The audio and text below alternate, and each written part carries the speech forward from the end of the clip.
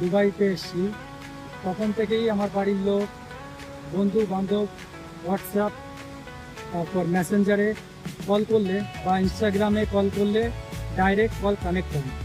তো অনেক সময় কানেক্ট ওরা কল করে, কানেক্ট করতে গেলে ডিসকানেক্ট হয়ে যায় বা অনেক সময় কথা শোনা যায় না, ডিসকানেক্ট হয়ে যায়। তো অনেকে বলে তোকে হোয়াটসঅ্যাপে কল করলে বা মেসেঞ্জারে কল করলে কল ধরিস না, কেন কেন পাস না?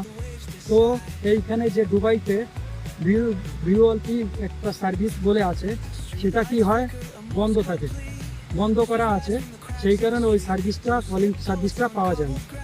কিন্তু কিছু কিছু অ্যাপ আছে যেরকম ইমো, বটম, সেই সব অ্যাপে এই ভিওএলপি অ্যাপ এই সার্ভিসটা চালু আছে। তাই ওই অ্যাপের মাধ্যমে অনলাইনে যখন খুশি যে কল করবে, অনলাইন থাকলেই কথা বলা যায়। এটা বাংলাদেশ হোক, ইন্ডিয়া হোক, যখন খুশি যে যেখান থেকে যে কল নিয়ে কল করে কথা বলা যায়। তো ওই অ্যাপ দুটো আমি দেখিয়ে দিই এরকম দেখতে হয়। দেখুন, এই হচ্ছে বোটাম অ্যাপ, এটা হচ্ছে ভিওএলপি অ্যাপ আছে বৈধ, এটার মাধ্যমে কথা বলা যায়। বোটাম অ্যাপ। আর একটা আছে ইমো, যা ইন্টারন্যাশনালি কল করা যায়, এটাও ইমো, সবাই দেখতে এনে এবং অল টাইম কল করা যায় যখন খুশি যেখানে খুশি।